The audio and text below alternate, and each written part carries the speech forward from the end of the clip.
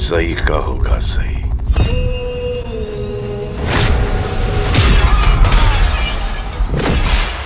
गलत का गलत।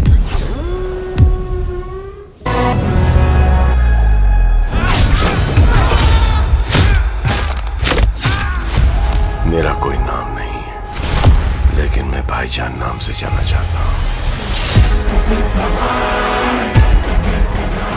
किसी का भाई किसी का जान, সলমন খান। হ্যাঁ বন্ধুরা, 21শে এপ্রিল 2023-এ রিলিজ পেতে চলেছে এই ছবিটি। ঈদের দিনকে রিলিজ হবে এই ছবিটি। এই ছবিটিতে খরচা হয়েছে আনুমানিক 80 থেকে 90 কোটি টাকা।